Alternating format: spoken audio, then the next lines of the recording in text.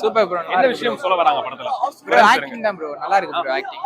எமோஷனலா காட்டியிருக்காங்க. கவினோட ஆக்டிங்க பத்தி என்ன சொல்ல வருது? வேற level. Yuvan music bro super.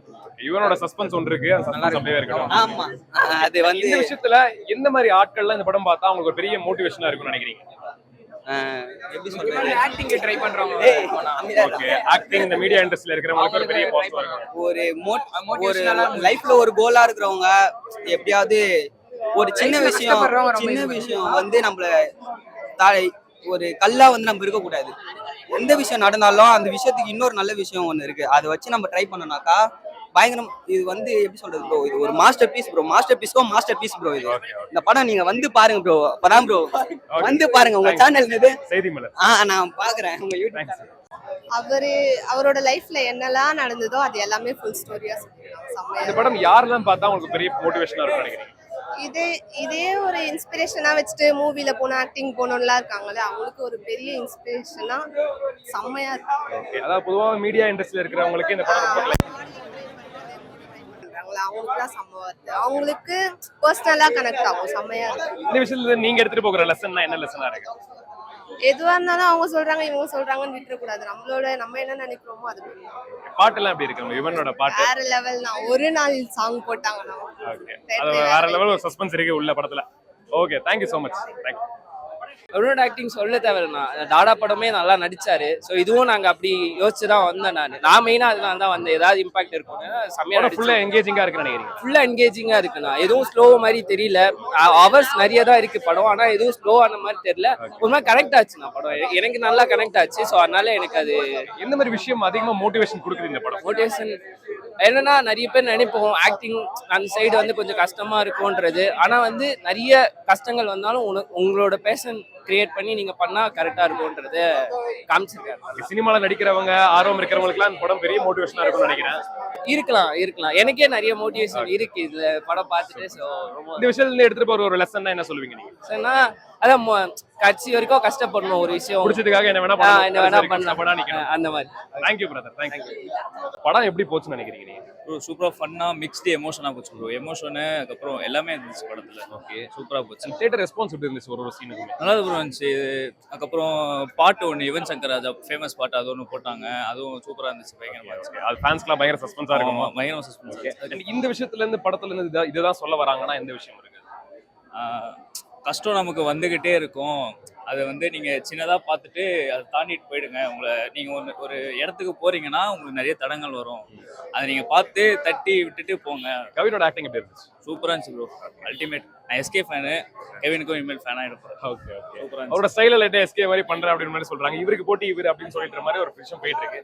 போட்டி எல்லாம் முக்கியம் நினைக்கிறீங்களா இண்டஸ்ட்ரி? இல்ல, எல்லாரும் அவங்க திறமையை காமிச்சு வெளியே வந்து நம்ம என்டர்டைன்மெண்ட் ஆனா போதும். போட்டியில முக்கியம். இந்த படத்துல எந்த உங்களுக்கு ஃபேவரட் சீனா இருக்கு? எல்லா சீனும் சூப்பரா தான் இருந்துச்சு. யுவன் ஃபேன்ஸ்க்கு ஒரு பயங்கரமான ஒரு சஸ்பென்ஸ் இருக்குன்னு சொல்றாங்க. என்ன மாதிரி விஷயம்? அதான் ப்ரோ, இந்த ஒரு நாளில் ஃபுல் பாட்டு ஒன்று இருக்கு, சஸ்பென்ஸாவே இருக்கட்டும். அந்த பாட்டு போட்டாங்க. சரி bro, thank you so much. Bro படம் வந்து சூப்பரா இருந்தது ப்ரோ. ஃபர்ஸ்ட் ஹாஃப் வந்து கொஞ்சம் ஸ்லோவா போற மாதிரி தான் பில்ட் ஆகுது. ஆனா செகண்ட் ஹாஃப் வரும்போது ட்விஸ்ட் அண்ட் டர்ன்ஸ் செம்மையா இருக்கு. அந்த மிட் இன்டர்வெல்ல வந்து அதுக்கு இன்டர்வலுக்கு முன்னாடி ஒரு ட்விஸ்ட் வரும். அது வந்து அன்எக்ஸ்பெக்டட் தான், டோட்டலி அன்எக்ஸ்பெக்டட். சம படம். ஃபர்ஸ்ட் 15 மினிட்ஸ்ல ஹாஃப் தான் நீங்க பாக்கலனா லாஸ்ட் 15 மினிட்ஸ்ல என்ன நடக்குதுன்னு உங்களுக்கு லைட்டா கியூரியஸா இருக்கும். ஏன்னா வந்து அந்த மாதிரி ஒரு காம்ப்ளெக்ஸ் ஸ்டோரியில இருந்தா, பட் ஸ்டில் இது கம்ப்ளீட்டா நியூ கான்செப்டா இருக்கு. சம படம். ஓகே, பியார் பிரேம காதல் ஏல நம்ம ஒரு டச் கொடுத்திருப்பாரு, அதே டச்ல இருக்குன்னு நினைக்கிறீங்களா? டைரக்டர் அந்த லவ் பார்ட் ஓகே நல்லா இருந்துச்சு. லவ் எப்படி பெரிய அளவுக்கு இம்பார்ட்டன்ஸ் இல்ல ப்ரோ, ஆனா அந்த அளவுக்கு இம்பார்ட்டன்ஸ் கொடுத்த மாதிரி இல்ல எனக்கு தெரிஞ்ச வரைக்கும். ஏன்னா ஃபுல் கவின் மாதிரி தான். ஆமா, ஏன்னா ஃபர்ஸ்ட் ஹாஃப் வந்து அந்த ஃபர்ஸ்ட் ஹாஃப் ஹீரோயின்ல வரும்போது எப்படி சொல்ற ரொம்ப கிளீஷேவா இருந்தது. இந்த மாதிரி ஒண்ணு நடக்கும்போது இந்த மாதிரி ஆயிடுது, அது ப்ரெடிக்டபிளா இருந்தது. ஆனா அந்த ஸ்டோரி வைஸ் பார்க்கும்போது நல்ல ட்விஸ்ட் அண்ட் டர்ன்ஸ். ஓவராலா என்ஜாய் பண்ணீங்களா படத்தை? ஆக்சுவலி ஃபர்ஸ்ட் நான் போகும்போது எனக்கு ரொம்ப தூக்கம் வந்தது தான் ப்ரோ ஃபர்ஸ்ட் ஹாஃப். ஆனா செகண்ட் ஹாஃப்ல இருந்து அப்படியே கேச்சிங்கா இருக்கு. இவனோட ஒரு சஸ்பென்ஸ் இருக்குன்னு சொல்றாங்க, அது எவ்வளவு ஃபேன்ஸை உற்சாகப்படுத்துன்னு நினைக்கிறேன்? இருக்குல்ல? இருக்குதான் ப்ரோ. Okay, thank you. படம் வந்து நல்லா இருக்கு. ஈவன் பிஜிஎம் நல்லா இருக்கு. படம் ஃபுல்லா ஃபீலிங் தான். விஜய் சேதுபதி முதல்ல வந்து மிக்சிட்ட வாய்ப்பு தேட சொல்ல ரிஜெக்ட் பண்றாரு, நீ ஹீரோ ஆகிறதுக்கு இதுவும் இல்லைன்னு. அதே மாதிரி வந்து கவின் பாம்பே போவார் கோச்சிங்கிட்ட, நீ இது நடிக்கிறதுல இது ஆக மாட்டேன் சொல்லிட்டு அமைச்சராரு. அந்த டைம்ல காசு இல்லாம எவ்வளவோ கஷ்டப்பட்டு வீட்லயே காசு ஆட முடியாது. காசு இல்லாம கஷ்டப்படுறதுதான் அப்படின்னு சொல்லிட்டு ஒரு இது பண்றாரு. நல்லா இருக்கு படம், வேற level. Okay okay super star ஆவத்து பெருசு இல்ல, சூப்பர் ஸ்டார் ஆவதுக்கு முன்னாடி எவ்வளவு கஷ்டப்படுறதுன்னா அதுதான் பெருசு. டைட்டில்ல போஸ்டர் எல்லாம் பார்க்கும்போது தளபதி விஜயோட போஸ்டர், அப்புறமா அந்த ரஜினிகாந்த் தளபதியோட போஸ்டர், அந்த மாதிரி சொல்லிட்டு ஏகப்பட்ட போஸ்டர் விட்டுருந்தாங்க வெளியே. அதுக்கு ரிசம்பிள் உள்ள இருக்குன்னு நினைக்கிறீங்களா? உள்ள வந்து வேற லெவல் சவுண்ட், எல்லாமே நல்ல ஒரு இது. அவர் வந்து சினிமாவுக்கு வாய்ப்பு தேடுறாரு. அவர் வந்து எடுத்த உடனே ஹீரோவால, அதனால வந்து வாய்ப்பு தேட சொல்ல நம்ம எப்படி போட்டோ எல்லாம் எடுப்போம், அது மாதிரி அவர் எடுத்தார். நல்ல ஒரு இது. Okay thank you bro. கஷ்டமா இருக்கு ப்ரோ. ஒரு படத்தை பத்தி அப்படி சொல்லும்போது உண்மையிலேயே, அதுவும் நல்லா இருக்க படத்தை பத்தி அப்படி சொல்லும்போது உண்மையிலே கஷ்டமா இருக்கு எனக்கு ப்ரோ. இது படம் இல்ல ப்ரோ, ஒருத்தவங்களோட லைஃப் ப்ரோ. இது ஆக்சுவலி இல்ல ப்ரோ, லேக் எல்லாம் எதுவும் இல்ல ப்ரோ. இது ஒருத்தவங்களோட லைஃப். படம் நல்லா இருக்கு, கண்டிப்பா எல்லா தேட்டர்ல வந்து பாருங்க. படம் பார்க்க தெரியாதவங்க வந்து ரிவ்யூ அப்படி எனக்கு புரியல, அது எப்படி அவங்க சொல்றாங்கன்னு எனக்கு புரியல. அதுவும் கரெக்ட் தான், அதுவும் கரெக்ட் தான். மோட்டிவேஷன் சொல்ல வராங்க ப்ரோ.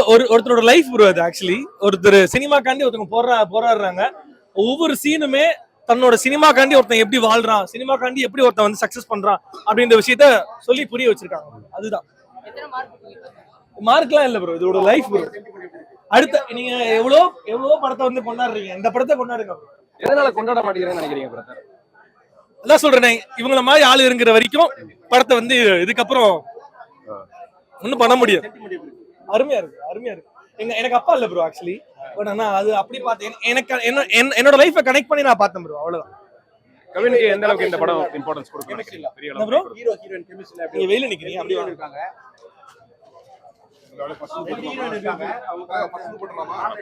ஏன்னா ட்ரெய்லர் பார்க்கும்போது அவ்வளவு கூஸ்பம்ஸ் கொடுத்திருந்தாங்க. அந்த கூஸ்பம்ஸ்லாம் பார்க்கும்போது நம்ம லைஃப்ல கனெக்ட் பண்ணிக்கிற மாதிரி நிறைய விஷயம் இருந்துச்சு.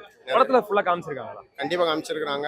அதாவது ஒரு கலைஞன் வந்து சினிமால சாதிக்கிறதுக்கு அவன் ஒரு மிகப்பெரிய நடிகனா வர்றதுக்கு அவன் வாழ்க்கையில என்ன மாதிரியான பிரச்சனைகள் எல்லாம் ஃபேஸ் பண்றான், ஸோ அவனோட பொருளாதார ரீதியா அவன் என்ன மாதிரியான விஷயங்கள் எல்லாம் ஃபேஸ் பண்ணுவான் அப்படிங்கறதெல்லாம் படத்துல ரொம்ப காமிச்சிருக்காங்க. ஸோ அவனோட வழி, ஒரு கலைஞனோட வலியும் வேதனையும் தான் அந்த படம் வந்து அழகா பதிவு பண்ணியிருக்காங்க.